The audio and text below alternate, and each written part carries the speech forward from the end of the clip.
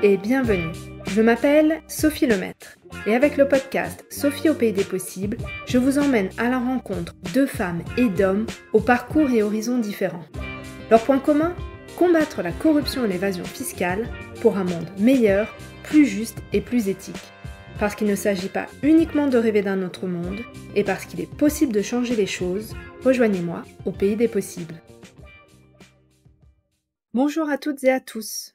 J'ai le plaisir de recevoir Mao Fancini, chercheure et maîtresse de conférences en sciences de gestion au sein de l'université Paris-Est Créteil-Val-de-Marne. Depuis plus de 10 ans, Mao consacre ses travaux de recherche sur la question des lanceurs d'alerte. Avec sa spécialité en sciences de gestion et en théorie des organisations, elle a un regard différent d'un juriste, d'un économiste ou d'un sociologue sur cette question des lanceurs d'alerte. Avec Mao, on discute de l'importance de la définition des lanceurs d'alerte qui va indiquer qui peut être considéré comme un lanceur d'alerte et qui peut bénéficier d'une protection. Mao s'est également intéressé aux conditions permettant à l'alerte d'être entendue. Et nous finissons cet épisode sur une note plus légère en s'intéressant au portrait que les films font des lanceurs d'alerte et à l'impact que cela a sur notre vision des lanceurs d'alerte. Bonne écoute! Bonjour Mao Fancini, bienvenue, merci d'avoir accepté mon invitation. Vous êtes chercheur et maîtresse de conférences en sciences de gestion au sein de l'université Paris-Est Créteil-Val-de-Marne et vos travaux de recherche portent sur les lanceurs d'alerte, en particulier dans le secteur financier. Vous avez d'ailleurs consacré votre thèse à ce sujet. Mais avant d'en discuter, est-ce que vous pourriez nous en dire plus sur les sciences de gestion et quelle est leur particularité ? Bonjour Sophie Lemaître, merci beaucoup de votre invitation. Alors effectivement, je suis enseignante et chercheuse en sciences de gestion. C'est une discipline qui est pas très connue, qui existe depuis les années 70 environ en France, même si elle est bien plus ancienne, mais au niveau des institutions, ce sont les années 70 qui la reconnaissent comme une discipline universitaire. C'est une discipline qui est un petit peu coincée entre l'économie et la sociologie, et qui s'attache à analyser le phénomène organisationnel au sens large et qui se caractérise aujourd'hui par un découpage en sous-disciplines, donc le marketing, la finance, les théories des organisations auxquelles je me réfère plus spécifiquement, mais aussi les disciplines comme la logistique, les achats, les systèmes d'information, etc. C'est des sous-disciplines de recherche qui existent aujourd'hui et qui sont souvent dans les sciences de gestion, donc la section 06 du Conseil national des universités. Merci. Et du coup, vous disiez votre discipline parmi l'ensemble de ces sous-catégories de sciences de gestion. Est-ce que vous pourriez nous en dire plus ? Oui. Qu'est-ce que c'est comme discipline et qu'est-ce que vous y cherchez ? Comment ça nous informe en fait sur le mode des organisations et sur notre société de manière plus générale ? Moi, les travaux qui m'intéressent, ce sont des travaux qui s'inscrivent en théorie des organisations. Et donc, ce sont des travaux qui s'intéressent aux phénomènes organisationnels au sens large, c'est-à-dire tous les phénomènes relatifs à l'organisation. Donc, ça va de, par exemple, les relations interpersonnelles, la hiérarchie, les processus, les routines, les pratiques, les valeurs, tout ce qui peut se trouver dans l'organisation, dans l'action collective, par exemple, les mobilisations. Comment est-ce qu'on fait pour mettre en œuvre une action collective, par exemple?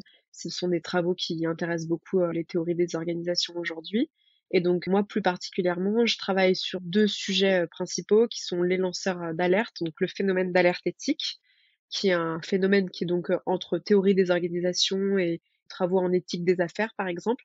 Et je m'intéresse aussi à la question de l'ignorance organisationnelle, donc le concept d'ignorance que chacun et chacune connaît, hein, le fait d'ignorer, de ne pas savoir, mais quel sens il prend au sein des organisations? Qu'est-ce que ça veut dire de parler d'ignorance organisationnelle? En quoi l'ignorance est un concept qui existe aussi au cœur des organisations? Et notamment parce que les organisations, qu'on pense aux associations, au secteur public ou aux entreprises privées, elles sont toujours en train de manipuler du savoir, de l'information. Je sais pas, par exemple, en RH, donc qui est une sous-discipline des sciences de gestion, on s'intéresse aux trajectoires professionnelles, aux compétences des employés. Et donc, il y a aussi la question de qu'est-ce que les employés savent, qu'est-ce qu'ils savent faire, qu'est-ce qu'ils connaissent, quelles sont leurs connaissances et aussi qu'est-ce qu'ils ignorent. Voilà, je ne sais pas si ça répond à vos questions, mais c'est pour essayer d'illustrer ce que ça veut dire que de travailler sur l'ignorance d'un point de vue gestionnaire, sachant que l'ignorance, c'est aussi un sujet qui intéresse l'anthropologie, la philosophie et l'histoire, notamment l'histoire qui s'intéresse à la période moderne. Les Lumières, par exemple, qui est un siècle où on repense la question du savoir. Et donc, évidemment, je vais lire des travaux en histoire qui s'intéressent à l'ignorance, mais moi, plus particulièrement, avec mes collègues, on s'intéresse à qu'est-ce que c'est que l'ignorance au sein des organisations et par exemple, en situation de crise organisationnelle. Un exemple assez courant, c'est celui de PDG qui vont nier, qui vont tenir à distance des formes de responsabilité en mobilisant l'ignorance comme une ressource. Donc ça, c'est quelque chose qui m'intéresse beaucoup. C'est comment est-ce qu'on peut, dans certaines situations, être ignorant, alors que dans la plupart des cas, c'est perçu comme une faiblesse, une lacune à combler. Dans certaines situations organisationnelles, notamment de crise, être ignorant, ça va être une ressource pour pouvoir tenir à distance des questions de responsabilité. Super intéressant. Donc, avant qu'on revienne sur les lanceurs d'alerte, juste pour rebondir sur ce dernier point, est-ce une vraie ignorance? Vous parliez des PDG d'entreprise et une situation de crise, mais est-ce qu'on peut vraiment parler d'une ignorance? En tant que PDG, on ne peut pas. Ça paraît difficile à concevoir qu'ils n'ignoraient pas, par exemple, qu'il y avait des violations des droits humains, ou qu'il y avait une pollution, ou d'évasion fiscale, enfin, ou autre type de pratique. Qu'est-ce qui peut expliquer en fait cette forme-là? Est-ce que c'est une vraie ignorance, je ne savais vraiment pas, ou simplement une technique de protection et un argumentaire, une rhétorique? Donc en fait, vous vous posez la question, qu'est-ce que la vraie ignorance, l'ignorance feinte, l'hypocrisie, et cetera? Moi, ce que je trouve intéressant, c'est de poser la question sous l'angle individuel et collectif. Quand on parle d'ignorance, souvent, on parle de l'ignorance individuelle, donc un individu qui sait des choses ou qui, au contraire, les ignore alors qu'il aurait dû les savoir. Mais en fait, la question de l'ignorance, on la pose plutôt sous l'angle collectif, c'est qu'est-ce qu'une organisation qui ignore? Collectivement, en fait, comment est-ce que des processus collectifs vont conduire au fait que toute une organisation ignore ou alors plus précisément, en fait, collectivement, on va s'organiser pour que l'ignorance d'un individu en particulier, donc le PDG, puisse être maintenue. Enfin, moi, je m'intéresse très concrètement à la façon dont on va choisir de mettre en copie d'emails certaines personnes ou au contraire de ne pas les mettre en copie. En fait, comment est-ce que collectivement on va s'organiser pour maintenir un individu qui porte la responsabilité pénale dans une forme d'ignorance qui pourra être ensuite utilisée de façon stratégique. Voilà, je ne sais pas si on peut parler de vraie ignorance ou de fausse ignorance, mais peut-être d'ignorance feinte. En tout cas, il y a des travaux sur l'ignorance volontaire. Je pense à un article de recherche qui est sorti il n'y a pas très longtemps qui s'intéresse à la production de données et comment les organisations, elles produisent des données. Enfin, il y a plein d'entreprises qui produisent des données et énormément de données en permanence et comment ensuite elles s'arrangent pour ne jamais utiliser les données qu'elles ont elles-mêmes produites. Donc voilà, plutôt peut-être s'intéresser à la question de l'ignorance collective, comment collectivement on va s'organiser pour rester dans l'ignorance sur certains sujets. Un autre exemple, c'est celui de la crise climatique. J'ai des collègues qui travaillent sur la façon dont on peut tenir à distance des informations anxiogènes sur la crise climatique pour volontairement rester dans une situation d'ignorance collective sur la crise climatique parce que c'est trop difficile, parce que voilà, après il y a la question du pouvoir agir, et cetera. Voilà, je sais pas si je réponds à votre question, Sophie? Ouais, mais si, si, c'était vraiment très intéressant et flagrant, en fait, l'exemple que vous avez donné avec qui on met en copie des emails. Je pense que c'est très parlant sur cette manière d'organiser collectivement l'ignorance. Donc, merci d'avoir apporté cet exemple. Et je ne sais pas si, du coup, dans vos travaux sur l'ignorance organisationnelle, vous êtes aussi intéressé à l'impact que ça peut avoir lorsqu'il y a des procédures judiciaires et, par exemple, un procès et justement la responsabilité pénale est engagée, les répercussions que ça peut avoir. Peut-être vous êtes encore au tout début de ces recherches-là, donc c'est peut-être un peu trop tôt. Voilà, si vous avez regardé le lien entre les deux, ce serait intéressant de voir votre perspective. Alors, effectivement, bon, il y a plein de questions qui se posent. Pour l'instant, j'ai des intuitions, si vous voulez, mais qui n'ont pas forcément donné lieu à des projets de recherche tout à fait aboutis. C'est aussi le travail de recherche in the making, enfin, comment il se fait. Et donc, pour vous répondre sur mon programme de recherche, j'ai d'abord travaillé d'un point de vue méthodologique sur comment est-ce qu'en tant que chercheur et chercheuse en sciences de gestion, on peut travailler sur l'ignorance.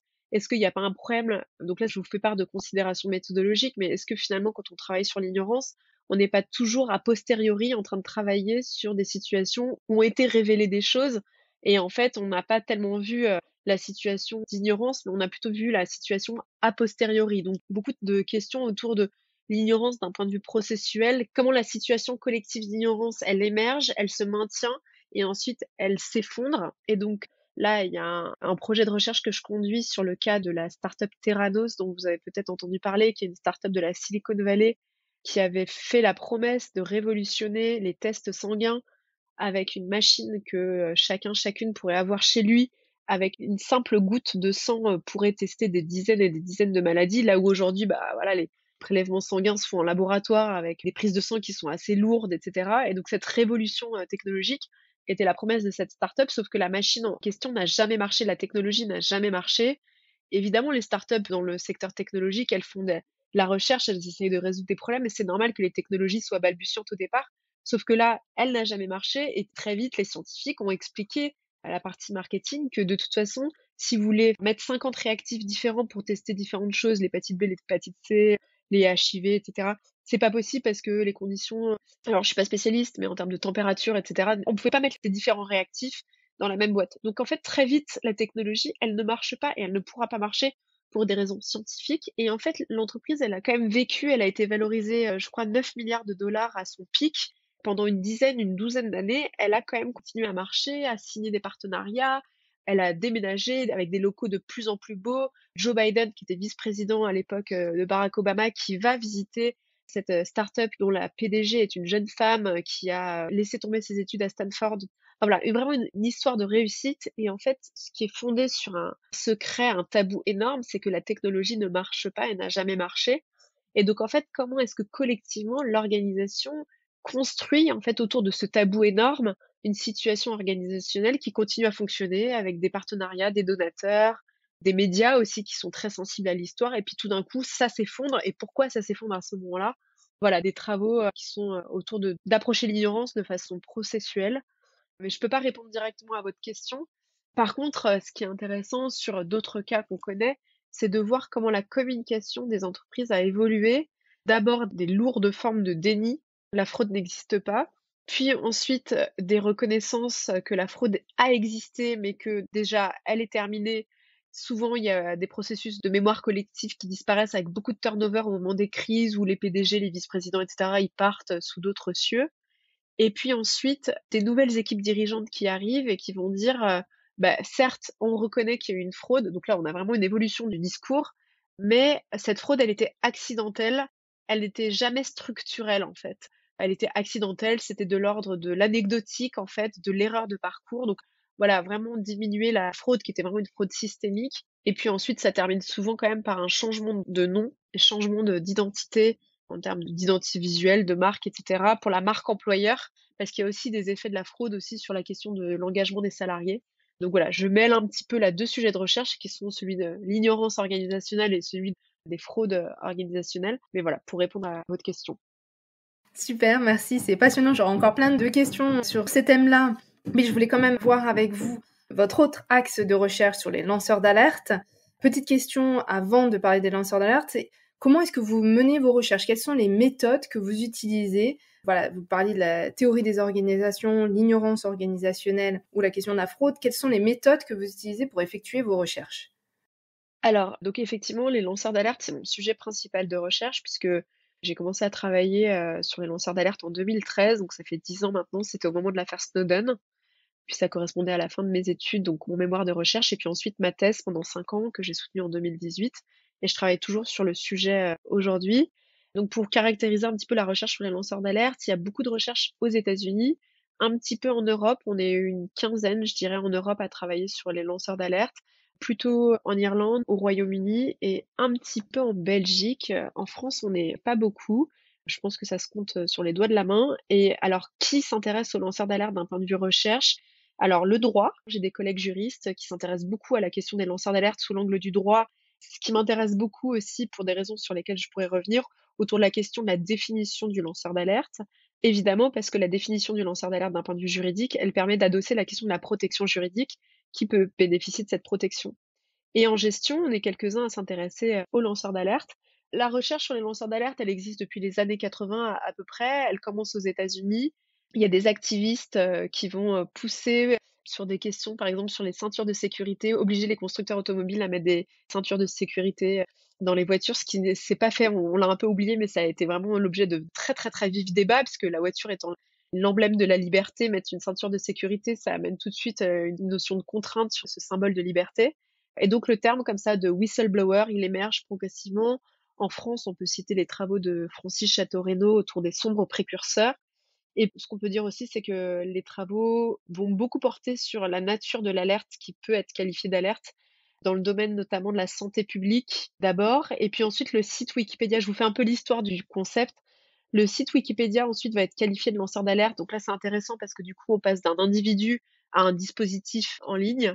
Et puis, peu à peu, le terme va être vulgarisé, va beaucoup circuler d'un point de vue médiatique aussi. Il y a la question du lanceur d'alerte en termes de formule médiatique. Donc ça, je trouve que c'est intéressant. C'est posé par nos travaux en gestion, un petit peu en communication, mais pas tellement en droit.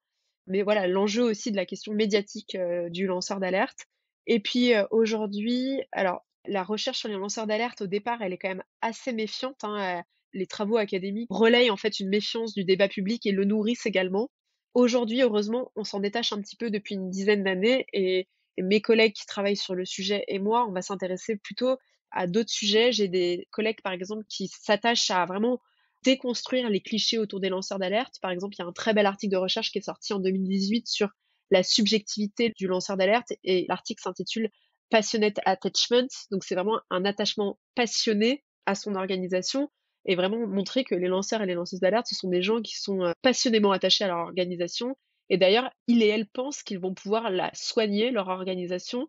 Ils en ont une image vertueuse, une image, mais non pas fantasmagorique, mais vraiment une image en termes de business model, c'est-à-dire l'idée que ce que fait mon organisation. Et donc, en fait, ils vont, et je trouve que dans le podcast avec Antoine Deltour que vous avez fait, on le sent, hein, Antoine Deltour, il avait une idée de ce qu'était son métier d'auditeur qui ne correspondait pas à ce qui lui était demandé chez PwC, PricewaterhouseCoopers à l'époque. Et moi, personnellement, avec mes co-autrices, on travaille sur la question de la réception du discours du lanceur d'alerte. En fait, on s'attache moins maintenant à l'individu, qui est-il, quel est son parcours, quelles sont ses motivations. Ça, c'est des questions pour moi qui sont un petit peu datées et dont je me méfie un petit peu, mais on pourra y revenir hein, sur la question des motivations du lanceur d'alerte et pourquoi, à mon avis, c'est pas intéressant de s'y intéresser. Et nous, on travaille plutôt sur la réception du discours. Et finalement, voilà, je terminerai là-dessus, même si je peux en parler pendant des heures, comme vous pouvez l'entendre. Les lanceurs d'alerte, à mon avis, quand un cas d'alerte émerge, la question qu'on doit se poser collectivement, c'est à quelles conditions ce discours il est entendable, il est réceptionnable par la société. Et il y a vraiment une histoire des alertes possibles. C'est-à-dire que si je reprends l'exemple d'Antoine Deltour, la fraude fiscale, au moment où il en parle, c'est à l'agenda de l'Union européenne, mais peut-être que son alerte 10 ans auparavant, 15 ans auparavant, elle n'est pas audible. Et en fait, je crois que la question qu'on doit se poser sur les lanceurs d'alerte, c'est à quelles conditions une alerte, elle est entendable. Et finalement, donc, c'est les conditions de réception de l'alerte qui sont intéressantes. Qui écoute? Est-ce que les médias sont prêts? Est-ce que tout l'appareil politique est prêt? Est-ce que la société civile est prête à entendre les alertes? Plus que est-ce que le lanceur d'alerte est cohérent? Est-ce qu'il a des intentions cachées, etc., etc. Vraiment, c'est comment est-ce que collectivement on arrive à entendre les lanceurs d'alerte et à quelles conditions? Il y a déjà plusieurs questions que vous avez soulevées dans votre réponse. On va peut-être commencer par justement la définition des lanceurs d'alerte. J'avais reçu la Maison des lanceurs d'alerte dans un épisode bonus qui accompagnait justement cet échange que j'avais eu avec Antoine Deltour. Et dans cet épisode bonus, on discutait du terme de lanceur d'alerte et qui pouvait être considéré comme un lanceur d'alerte, en particulier par la loi, vous l'avez bien dit, parce que si on est considéré comme un lanceur d'alerte par la loi, il y a une protection juridique qui est associée. Est-ce que vous pourriez nous dire comment cette définition peut avoir un impact sur la recherche? Est-ce qu'en termes de recherche, vous avez une vision différente de ce qu'est un lanceur d'alerte et de quelle manière? Voilà. Par rapport aux définitions qui existent à l'heure actuelle, quelle est votre vision de qui peut être un lanceur d'alerte? Je ne sais pas si mes questions sont claires. C'est très clair et vous mettez le doigt sur un débat qui est central à la fois parce que bon, la recherche de manière générale, on commence toujours par essayer de définir les termes qu'on va essayer de manipuler. Donc c'est vraiment les questions de définition sont à la fois intéressantes et inintéressantes, je trouve. On voit bien que la question de la définition du lanceur d'alerte, elle est sensible, elle est cruciale, elle est fondamentale parce que derrière, c'est qui peut bénéficier de la protection de la loi. Donc à ce titre, elle est centrale. Mais elle est centrale pour qui? Elle est centrale pour le législateur qui cherche à cadrer qui il va protéger. Moi qui suis chercheuse en gestion, si vous voulez, ça m'intéresse pas de définir qui peut se qualifier de lanceur d'alerte ou pas. C'est une question à laquelle j'ai beaucoup réfléchi au début de ma thèse puisque j'étais assez régulièrement, je le suis toujours sollicitée par des individus qui se qualifient de lanceurs d'alerte. Et donc, j'ai passé beaucoup de temps à arbitrer sur mais est-ce qu'il est vraiment lanceur d'alerte? Est-ce que finalement, il n'a pas juste un problème avec sa banque? Est-ce qu'il n'a pas magouillé un petit peu? Et puis, son histoire, elle me paraît un peu bizarre, etc.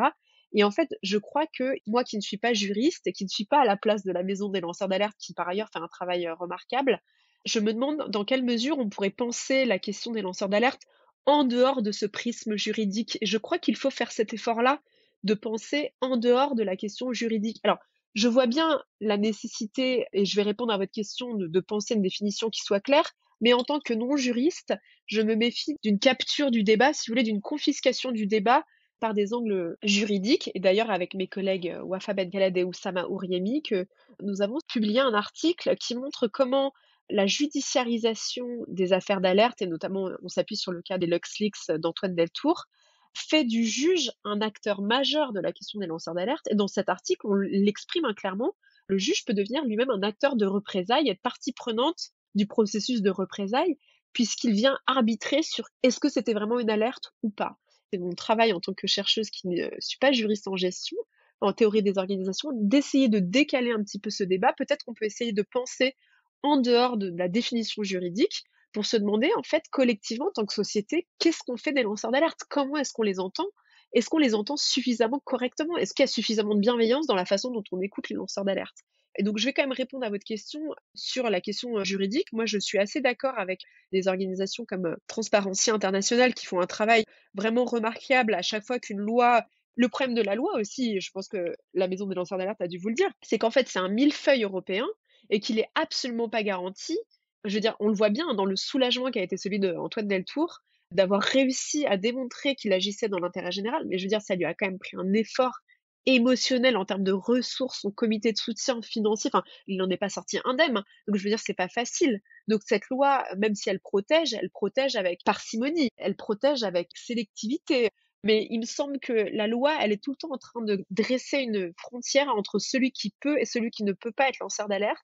Et moi, ce que je vois avec les lanceurs d'alerte avec lesquels je travaille, c'est que c'est beaucoup plus subtil que ça. Il y a des gens qui sont qualifiés de lanceurs d'alerte qui n'aiment pas du tout le terme et qui en ont peur. Il y en a qui très vite se qualifient de lanceurs d'alerte et qui ne le sont pas au regard de la loi. Il y a des gens qui sont des lanceurs d'alerte reconnus comme tels par la loi, protégés, et en fait, à la fin, n'en peuvent plus de ce terme et n'ont plus envie qu'on les qualifie de lanceurs d'alerte. Donc voilà, je trouve que c'est assez subtil. Et pour terminer, il me semble que sur la dernière directive européenne, il y a toujours la question de l'exclusion des lanceurs d'alerte dans le secteur de la défense, de la sécurité et des informations classées. Donc par exemple, Reality Winner, une jeune femme qui travaillait pour un prestataire de la NSA, elle a fait 4 ou 5 ans de prison parce que comme elle travaillait pour en gros les instances de sécurité américaines, elle n'a pas bénéficié de cette protection de lanceur d'alerte. Il y a toujours la question de la charge de la preuve. Pour synthétiser, cette histoire de protection, elle est quand même encore très cadrée et je me demande un petit peu à qui elle s'applique. Et en tout cas, celui ou celle qui s'engage dans cette démarche, il peut vraiment pas savoir à l'avance s'il va être protégé ou pas. Voilà les limites que je mets à ce débat juridique. Bah, c'est effectivement d'ailleurs ce que la maison des lanceurs d'alerte alertait dans cet épisode en disant voilà, quels sont les critères actuels définis par la loi. Est-ce qu'il faut être une personne physique qui a révélé des faits répréhensibles, un crime, un délit, une menace ou un préjudice pour l'intérêt général, une violation, une tentative de dissimulation d'une violation, l'avoir révélé sans contrepartie financière et de bonne foi, et expliquer qu'en fait, pour savoir si on qualifiait et obtenir cette protection, finalement, ça devait passer par le juge et donc on pouvait ne pas le savoir tout de suite. Donc c'est vrai que c'est compliqué et en même temps ne pas définir, ça veut dire qu'on n'a pas forcément de protection qui va être associée. Donc l'équilibre entre les deux, apporter un cadre mais sans enfermer et sans exclure trop de personnes est assez difficile. Vous mentionniez aussi tout à l'heure quand je vous posais la question de vos recherches et différents axes, de la question de la réception de l'alerte, à quel moment elle est entendable. Mais justement, je vais vous retourner la question, à quelles conditions l'alerte est-elle entendable? Oui, c'est une vaste question à laquelle je n'ai pas tout à fait la réponse puisque chaque nouveau cas d'alerte, en fait, c'est ça qui est aussi intéressant et c'est en cela qu'après 10 ans de recherche, j'essaie d'être un petit peu critique sur la façon dont la recherche elle-même a produit de la connaissance. C'est que chaque cas d'alerte vient un petit peu bousculer ce que la recherche avait essayé de cadrer sur ce qui est ou ce qui n'est pas une alerte. Et à quelles conditions une alerte est entendable? Il faut pas le nier, il y a à la fois des critères qui relèvent de la façon dont l'individu porte l'alerte. Donc très rapidement, pour vous donner quelques éléments de réponse, il y a voilà, des dimensions individuelles, la façon de parler, de s'exprimer. Antoine Deltour, par exemple, c'est quelqu'un qui a été très constant dans sa façon de parler, de présenter les choses, d'utiliser le même vocabulaire, etc. Mais je trouve que répondre uniquement sur les caractéristiques individuelles, ça fait peser une charge immense sur la personne qui lance l'alerte. Il y a aussi la question de l'agenda des médias, c'est-à-dire qu'est-ce qui est entendable, qu'est-ce qui est actuel. Il y a des tendances aussi dans l'alerte. Il y a ça, puis il y a l'agenda politique aussi. Et donc, en fait, tous ces éléments-là, ce sont les chaînons d'un maillon qui s'articulent pour que l'alerte, émerge, en fait, dans le débat public. Il y a aussi le rôle des associations de soutien. À titre personnel, je trouve que les associations de soutien font un travail très important et qu'elles devraient être davantage, subventionnées. En tant que chercheuse, je suis obligée de constater qu'elles font aussi un travail de filtrage des alertes qui émergent, dans le débat public.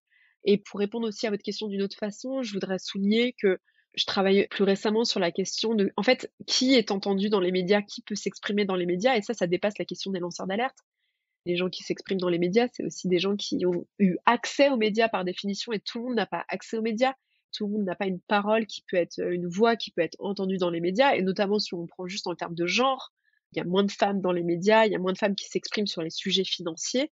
C'est un article de recherche qu'on a publié tout à fait récemment sur la façon dont les lanceuses d'alerte, notamment dans le secteur financier, elles sont entendues par rapport aux lanceurs d'alerte. Et donc là, il n'est pas question de dire les lanceurs d'alerte font comme ci, les lanceuses d'alerte font comme cela, mais plus précisément, puisque vous l'avez compris, c'est ce qui m'intéresse, de décaler le débat sur comment est-ce qu'on entend les lanceuses d'alerte par rapport aux lanceurs d'alerte. Et là, sans surprise, en fait, on sort du cadre strict de la recherche sur les lanceurs d'alerte, mais c'est toute la façon dont la parole des femmes peut émerger. Et donc, on montre que dans le cas des lanceuses d'alerte, il y a des représailles spécifiques qui sont genrées. C'est-à-dire qu'on renvoie assez rapidement les femmes au fait qu'on les attend moins sur la question des sujets financiers, sujets d'économie. Et donc, comme on les attend moins, c'est plus facile aussi de les renvoyer au fait que leur légitimité est moindre lorsqu'elles s'expriment sur de tels sujets. Bon, j'ai bien conscience de vous faire une réponse de chercheuse où je vous donne pas de réponse précise, mais voilà, je vous donne quelques éléments pour essayer de penser cette question de ceux qui écoutent, en fait, c'est le titre d'un article, ceux qui écoutent les lanceurs d'alerte, qui me semble au moins aussi intéressant que les lanceurs d'alerte eux-mêmes. Justement, continuons sur la question du genre, et donc vous parliez du fait d'être une femme qui lance l'alerte. Vous mentionnez l'article récent que vous avez publié qui regardait le statut de femme lanceur d'alerte dans le secteur financier. Vous parliez des représailles. Est-ce que vous pourriez nous en dire plus en fait sur ces représailles qui peuvent être genrées? À quoi ressemblent ces représailles et est-ce qu'il y a des mesures, des techniques, des moyens qui peuvent être mis en place par ces femmes lanceurs d'alerte ou de manière générale en fait? Est-ce que faudrait c'est aussi le regard de la société, comme vous l'avez dit, sur la place de la parole des femmes et leur place dans l'espace public, s'il y a des choses qui sont possibles de faire.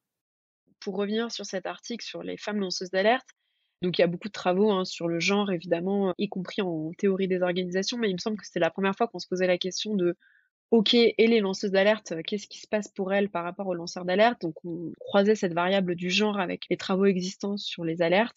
Et donc en fait, notre article, il décrit un petit peu ce qu'on perçoit, des entretiens qu'on a menés. Ma coautrice et moi, on a toutes les 2 mené des entretiens avec des hommes et des femmes lanceurs et lanceuses d'alerte dans le secteur financier. Et en fait, encore une fois, il n'est pas question de dire, les hommes font comme ceci, les hommes font comme cela, mais en fait, c'est beaucoup plus subtil. C'est-à-dire que on montre que, de manière générale, le lanceur d'alerte, c'est une figure qui se positionne en marge de l'organisation, puisque tout d'un coup, il se met en position détonnante par rapport au reste de l'organisation et il renvoie à l'organisation qu'elle n'est pas telle qu'elle devrait être en fait. C'est vraiment un décalage d'image et de perception de la réalité. La réalité que l'organisation défend n'est pas celle que le lanceur d'alerte perçoit. Et donc on s'est demandé, mais en fait, comment le genre en fait traverse les démarches d'alerte. Et en fait, on a montré que les femmes dans le secteur financier sont déjà des individus marginalisés puisqu'il n'y en a pas beaucoup. Et donc, à cet égard, elles se tiennent donc par définition en marge de l'organisation. Et en fait, la démarche d'alerte pour les femmes va activer de façon exacerbée leur déjà marginalité de femmes. C'est-à-dire qu'elles vont se retrouver doublement marginalisées, comme femmes et comme lanceuses d'alerte. Et non seulement doublement marginalisées, mais tout d'un coup, le fait d'être lanceuse d'alerte va venir faire cristalliser le fait qu'elles sont des femmes dans un secteur masculin. Donc, par exemple, il y a une femme qui nous dit: «Moi, mon boss, il pensait que madame machin, avec ses 4 enfants, elle allait vite rentrer chez elle. Il suffisait de l'effrayer un peu, elle allait vite rentrer chez elle». Et donc elle nous dit ça, les représailles, c'est quelque chose de classique, mais si vous voulez, le fait qu'elle nous dise ça, elle nous dit quelque chose de la perception de son manager, d'elle-même en situation de lancer l'alerte, et en fait, comment tout de suite, ce qui vient à l'esprit de son manager, c'est de mentionner les 4 enfants. Donc la référence à sa maternité, qui est aussi une référence à son genre, c'est une façon de déjà y penser qu'elle allait rentrer chez elle, donc symboliquement de l'exclure de l'organisation. Nous, ce qu'on montre, c'est que si la question c'est quel rôle joue le genre ou comment est-ce que le genre traverse les cas d'alerte, évidemment, le genre traverse aussi les cas d'alerte masculins.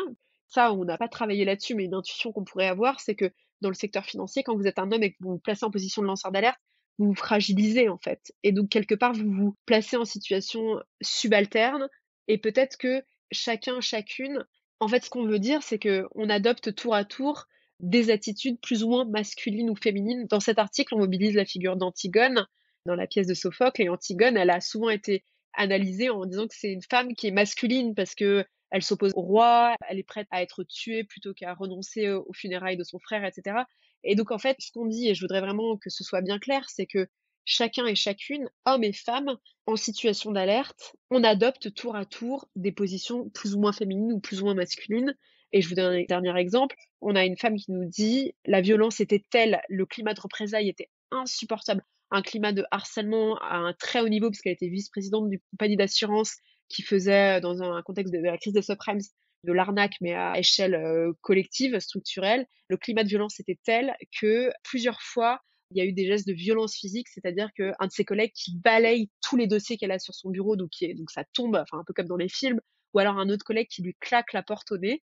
Et elle dit c'était tellement violent et tellement intense que elle nous dit j'ai été obligée de m'aligner sur ce comportement et que je me suis retrouvée moi aussi un peu plus tard à claquer la porte au nez de quelqu'un.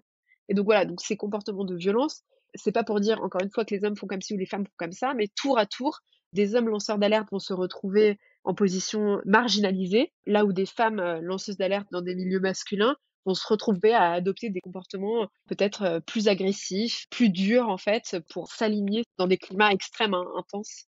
Je voudrais bien sur cette question du genre être bien subtil parce qu'encore une fois, il n'y a pas de position caricaturale. Nous, ce qu'on dit c'est que le genre est un dispositif qui nous traverse chacun et chacune, et y compris dans la démarche d'alerte, il y a des dimensions genrées, que ce soit dans la façon dont les discours sont entendus, dans la façon dont les représailles sont mises en œuvre, dans la façon dont la protection est donnée. Mais on a un autre article qui sort là aussi sur les femmes lanceuses d'alerte qui montre comment les femmes lanceuses d'alerte font preuve de beaucoup d'humour dans la situation.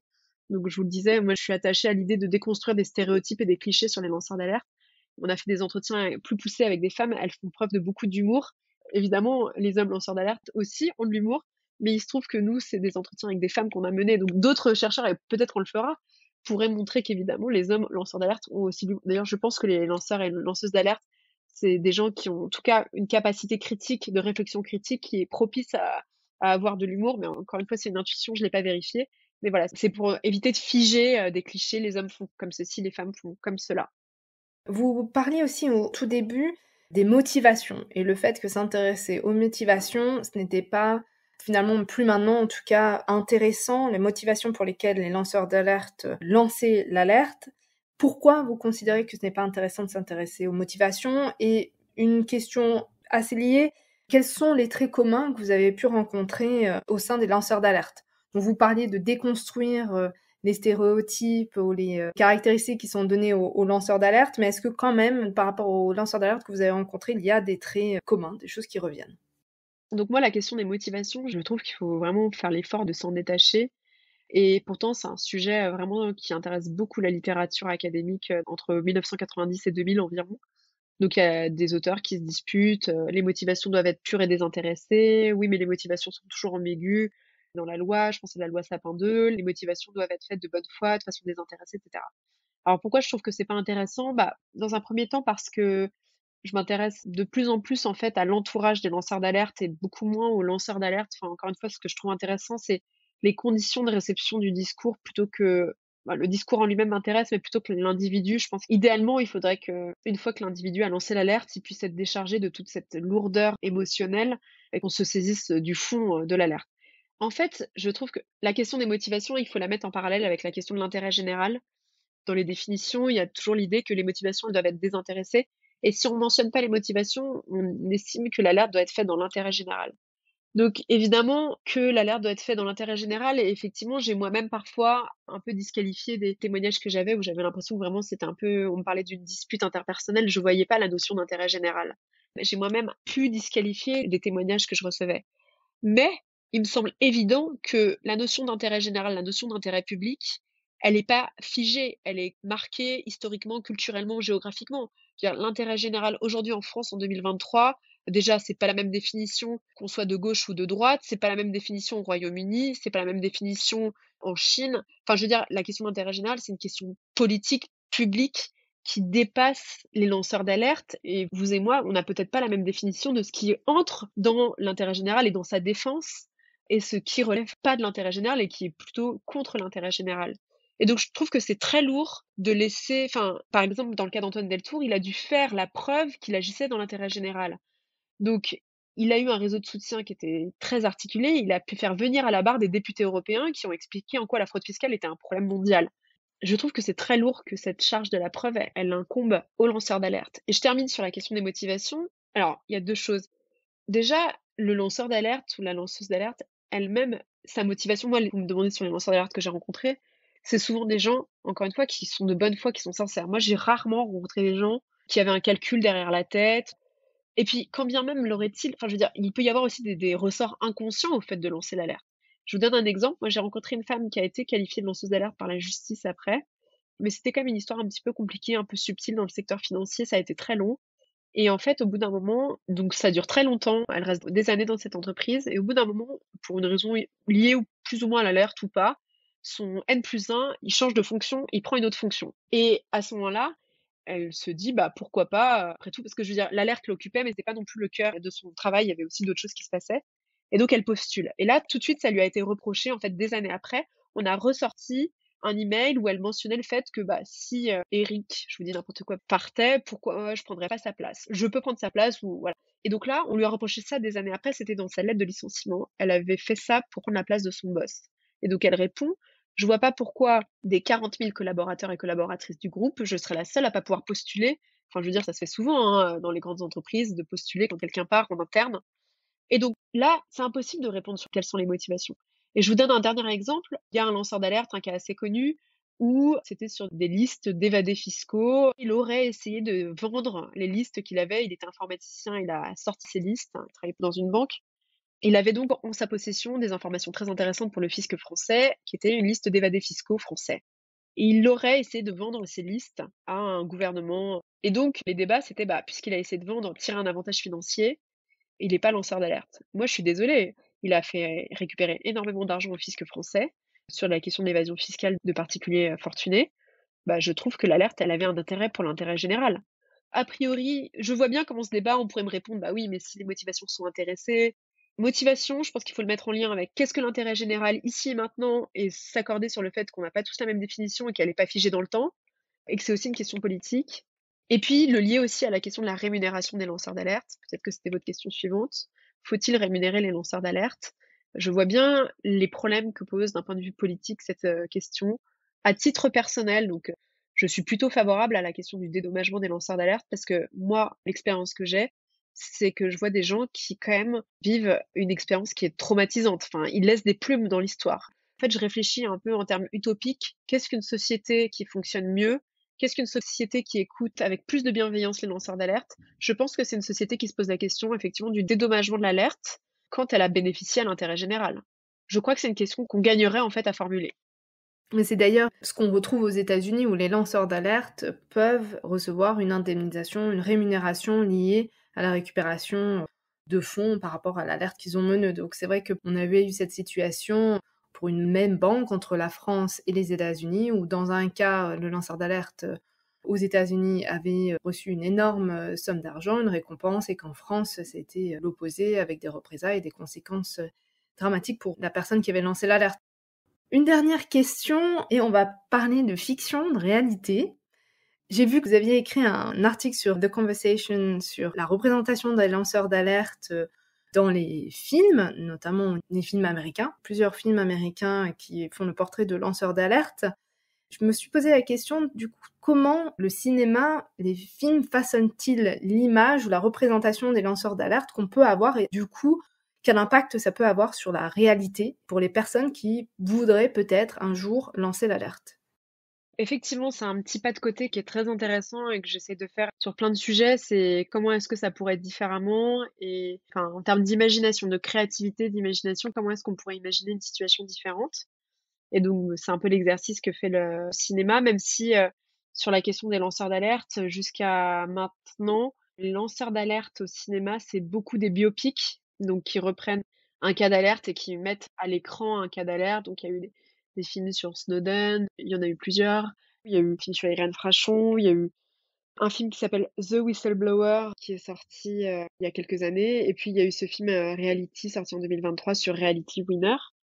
Donc là, c'est beaucoup des films américains et donc c'est empreint de la tradition américaine du film de héros pour moi. En fait, ça pose la question très intéressante de l'héroïsation du lanceur d'alerte. En fait, le lanceur d'alerte à l'écran, il est montré comme un héros, ce qui évidemment rend hommage à l'individu qui a lancé l'alerte, qui a souvent fait preuve d'un courage et aussi d'une force importante, enfin, puisque c'est des situations qui sont, redisons-le, hein, qui sont quand même difficiles et lourdes. Et à ce titre, on doit soutenir les lanceurs d'alerte. Et en même temps, cette héroïsation, elle me semble problématique dans le sens où elle tient à distance une forme de banalisation, de normalisation de la figure du lanceur d'alerte. C'est-à-dire que le héros, il est un peu surplombant, il oblige le spectateur à se demander ce qu'il aurait fait dans ce cas-là, et comme on nous expose aussi les représailles, eh ben on se dit bah moi j'aurais pas aimé être à cette situation-là, et donc ça tient à distance le fait de se projeter dans cette position-là, dans cette posture de lanceur d'alerte. Et c'est pour ça que le film Reality qui est sorti en 2023, il est intéressant parce que il montre vraiment la jeune femme dans sa normalité, et c'est aussi pour ça que je travaille sur l'humour des lanceuses d'alerte. Il y a un de mes collègues qui dit que les lanceurs d'alerte, ils contribuent à rendre la démocratie vibrante. Et ce terme de vibrante, je le trouve intéressant parce qu'en fait, on entend vivante aussi, on entend aussi enthousiaste, on entend quelque chose de joyeux. Et en fait, je trouve que quand on donne une image trop dramatique, trop héroïque, mais au sens dramatique du terme au lanceur d'alerte, on empêche chacun, chacune de se projeter dans cette situation. Et moi, j'aimerais bien en fait que le lanceur d'alerte soit vu comme un héros au sens un héros démocratique, c'est-à-dire que ce soit vraiment héroïque de s'investir pour la démocratie. On peut voir aussi les lanceurs d'alerte comme des gens qui sont des citoyens engagés. Et je trouve que c'est un angle qui est moins perçu. Mais des citoyens engagés, des citoyens qui sont sensibles à leur environnement, qui en prennent soin, qui veulent l'améliorer, tout ça, c'est un petit peu moins perçu dans ce film-là. Et voilà, je trouve qu'en fait, le film de lanceur d'alerte, il montre beaucoup les représailles aussi. C'est vraiment un conte, en fait, une narration avec un héros qui passe des obstacles, beaucoup centré sur l'individu qui est omniprésent. Je me dis qu'on pourrait peut-être montrer, alors c'est plus des films de lanceurs d'alerte, mais des films avec vraiment des collectifs, par exemple, qui s'organisent. Alors il y en a, hein, mais ils sont pas qualifiés de films de lanceurs d'alerte, mais des collectifs qui s'organisent, voilà, pour essayer d'enlever ce poids des épaules d'un individu qui est censé, dans la vision américaine héroïque, faire preuve de qualité presque supranaturelle en fait, hein. Ou alors présenté comme quelqu'un un peu atypique en marge. Dans le film sur Snowden et dans le film sur Reality Winner, il y a un peu cette idée que ce sont des gens qui vivent seuls, un peu isolés, un peu weirdo comme ça, ce qui justifie leur alerte. Pour résumer, je trouve que ce sont des films intéressants et que c'est bien de rendre hommage à ces démarches-là, mais en même temps, paradoxalement, je trouve que ça les tient un petit peu à distance. Et je me demande si on pourrait pas représenter les lanceurs et les lanceuses d'alerte de façon plus banale et plus joyeuse. Et en même temps, je termine juste là-dessus, je sens bien que cette position, elle est celle d'une chercheuse qui est pas lanceuse d'alerte, parce que je veux pas nier la souffrance psychologique, émotionnelle qui est celle des lanceurs et des lanceuses d'alerte que je rencontre et qui font témoignage de situations très difficiles. Merci beaucoup pour cet épisode qui était très intéressant, qui nous a amené plein de questionnements et de nouvelles réflexions autour de cette question des lanceurs d'alerte. Voilà, mais j'ai bien hâte de continuer à lire, de voir ce que vous publierez d'autres sur ces différentes thématiques lanceurs d'alerte, mais aussi sur l'ignorance organisationnelle. Je trouve qu'il y a des questionnements et des positionnements intéressants qui pourraient nous aider à mieux comprendre le fonctionnement des individus, du collectif et des organisations. Donc, merci encore. Merci à vous, Sophie. Merci beaucoup. Merci d'avoir écouté l'épisode jusqu'au bout. Si vous ne l'avez pas encore fait, abonnez-vous au podcast et surtout partagez-le avec vos amis, votre famille, vos collègues. Et si vous pouviez me laisser un avis 5 étoiles, que ce soit sur Apple Podcast ou sur Spotify, cela permettra à d'autres de découvrir le podcast et de nous rejoindre au pays des possibles. Si vous souhaitez me contacter ou si vous voulez me suggérer des invités, n'hésitez pas, envoyez-moi un email, l'adresse est indiquée dans la description de l'épisode. Je vous dis à bientôt pour un nouvel épisode.